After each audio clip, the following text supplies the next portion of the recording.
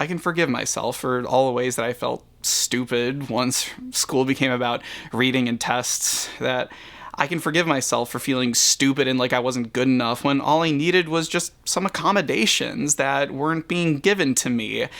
That it's not a kid's fault when they can't recognize these things within themselves. That's what teachers are there for. That I can forgive myself for all the shame that I internalized when I went to my principal when I got kicked out of the musical and respectfully asked her, "Hey, I'm sorry I screwed this all up. What's it gonna take to get me back into the musical? The one thing that makes sense to me right now, the one thing that I have going for me." And she drags me into the hallway and calls up my social studies teacher into the hall and says, "Hey, what kind of student is this kid?" And he's like, "Dave's the worst student I have. He's a daydreamer. His head is always in the clouds. He doesn't put an ounce of effort into anything." The words that I internalized for all these years. God!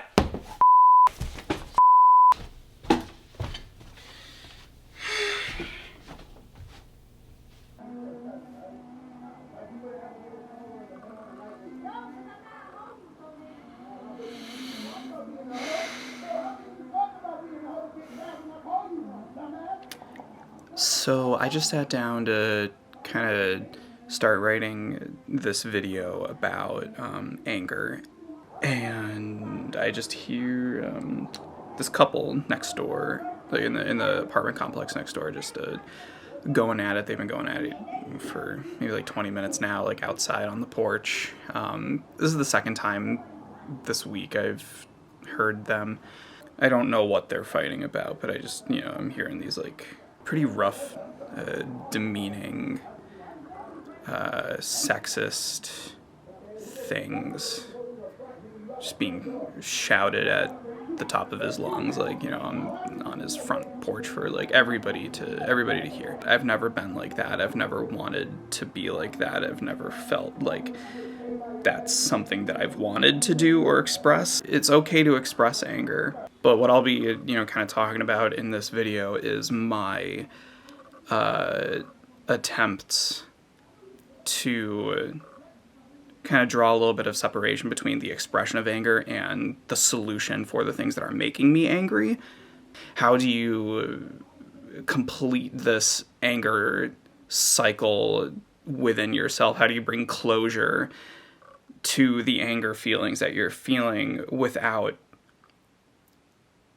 taking others down, without anger leading to hate and hate leading to suffering?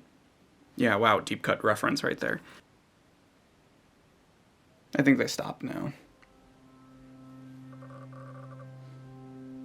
I've never really been seen by the people in my life as an angry person. If I express anger in front of other people, I feel like there's quite a few filters that water down my raw emotions a little bit. Like using sarcasm, cynicism, humor, or worse, passive aggression, bottling it up, stuff like that. At best, I'm bonding with someone over what's making us collectively angry in the moment. I suppose I just didn't even know that anger could be a valid emotion to express until later in my life. Don't get me wrong, the messages were all there for me as a kid. It's okay to be angry. It's a normal emotion. You just have to control your anger, that's all. But I don't really remember anyone healthily modeling anger to me, so I think I definitely had more negative models of anger than positive. I just internalized it as something bad to express. In my own life, I've actually gotten pretty good at understanding the deeper meanings behind what makes me angry and taking action to avoid the circumstances that incite the anger in the first place. I've gotten pretty good at knowing who to address my anger with, the correct language to approach them with, and the correct tone of voice to respectfully get my perspective across without slipping into passive aggression. I was feeling pretty good about my relationship to anger, and then I... God! Here's a little more background. Alright, can you see me? Good! Hi everybody, I'm David! Recently, I've been working with my therapist in processing the years of my life roughly between age 9 and 13. It all started with me trying to understand dyslexia's greater impact on my life than I previously knew. I struggled in school a lot.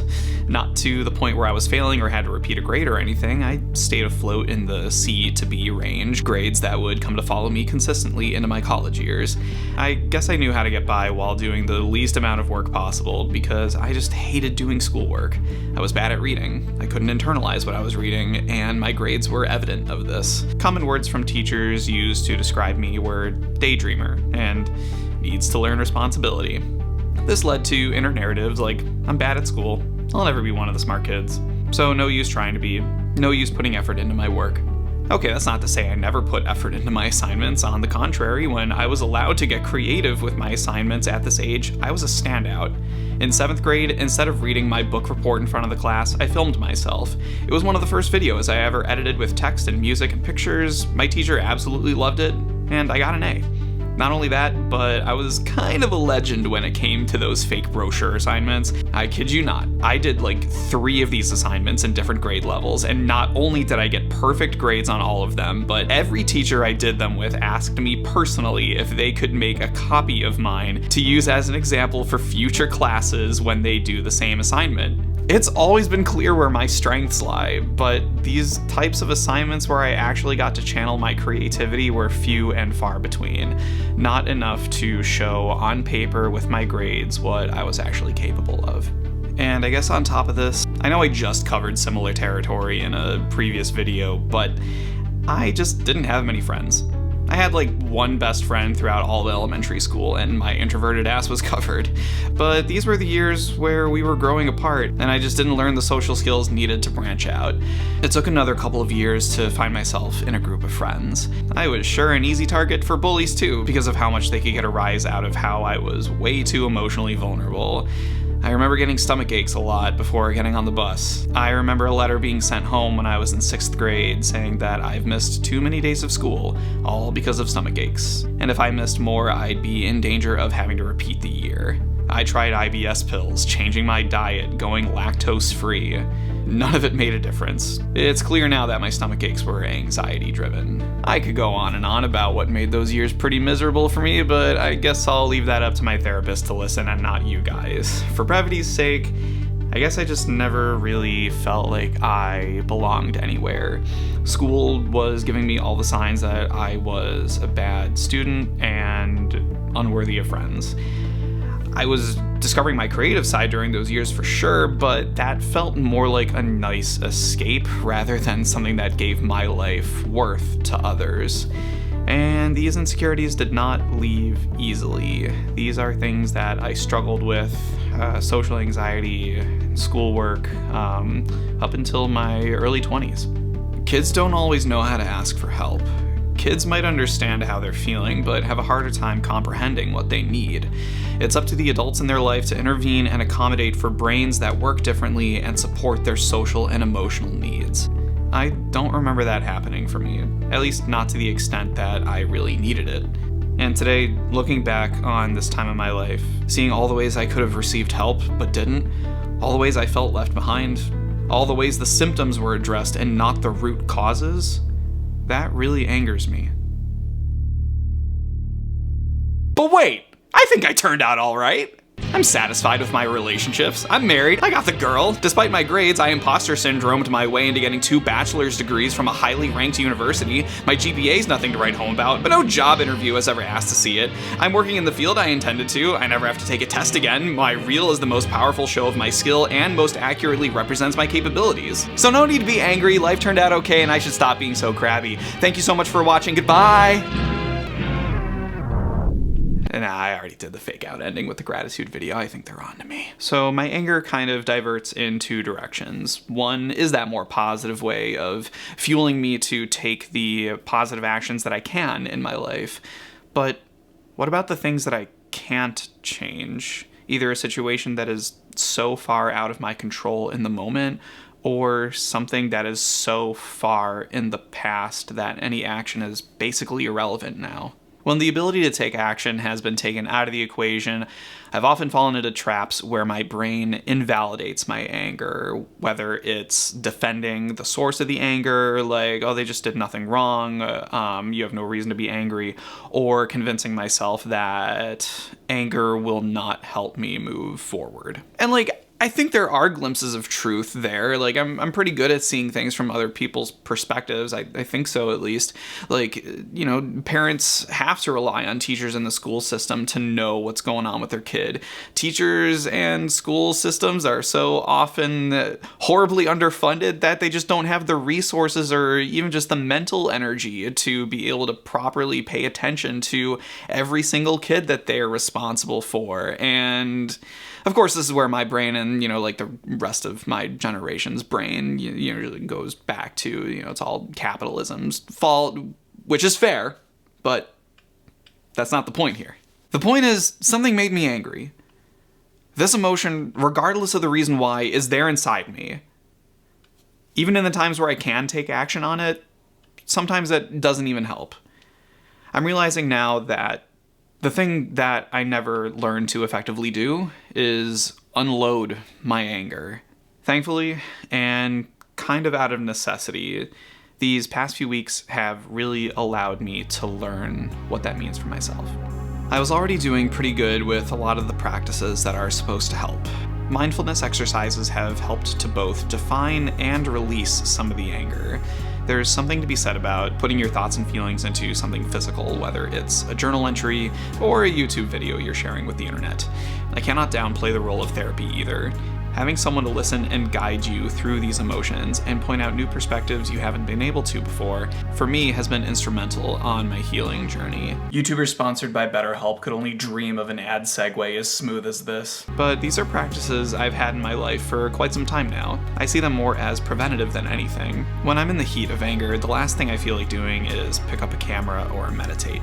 So instead, I try to ask myself, what is it that my body wants me to do with my anger? Because the anger I feel the most confused about what to do with inherently has a bodily response. Elevated heart rate, wanting to scream, this urge to move in a way that is either going to help you run real fast or create destruction. I've been suppressing these urges because I don't want to scream and scare people. I don't want to destroy things. I don't want to hurt people, and I don't want to hurt myself. But bottling this adrenaline up doesn't help. It's only made me more anxious, more irritable, more angry in the long run, and it seems like studies are showing this is pretty bad for your physical health too. So it's only recently that I've implemented a practice, a ritual almost, that I feel like I'm fully able to give my body what it needs. It's the only thing, maybe in my entire life, that has allowed me to unload my anger. Exercise was always encouraged to me as a way to be healthy, lose weight. I feel like only recently has improved mental health really joined in the conversation as a benefit of exercise. I mean, I guess as a kid I was told one of the reasons people liked playing sports was because it helped release stress. But I was just about the least athletic kid you could find. The kid who scored on the opposing team's goal in a soccer game is a stereotype I fulfilled. Actually, no, I'm pretty sure I just tried to kick the ball in that general direction of that goal. I'd be more proud of myself if I actually scored. Even with a season on the middle school swim team and a couple years of Taekwondo under my belt, get it? I, for the most part, wanted nothing to do with sports. Mainly because that's where all the kids who bullied me like to hang out. It wasn't until this year that I actually make a systematic effort to bring more exercise into my life. It took that long to break down all the bias I had against it. Even still, my exercise habits are pretty bare bones. I just try to swim some laps and hop on my bike a couple times a week. Through biking, however, mainly because I can't wear headphones underwater, I have found the only successful anger unloading tactic for me. Whether I'm on the bike path or on the stationary bike at home, that's a time for me where I can specifically conjure up anything I could possibly have anger towards. Yeah, I intentionally think about what has been making me angry with the goal to feel anger. Getting back to the headphones thing, blasting music that intentionally gets my heart rate up is also what helps me get there. But not just any kind of increase your heart rate type music. Music that specifically makes me feel emotionally connected to my anger in the moment. It's like an angsty car ride, but in a car when my adrenaline is pumping, my body can't move in a way it was designed to in these heart-pounding moments. On a bike, I can pedal faster. At home, on the stationary bike, I can close my eyes and do whatever my upper body wants to release the tension. And yeah, the thought of me angrily lip-syncing to Linkin Park while flailing my arms around or playing air guitar is an embarrassing one. But trust me, I've seen a major difference in my life between the time I was doing this with no self-judgment while no one's looking at me versus a lifetime of having no good unloading practices and bottling it all up. I wish someone had told me about this feeling earlier.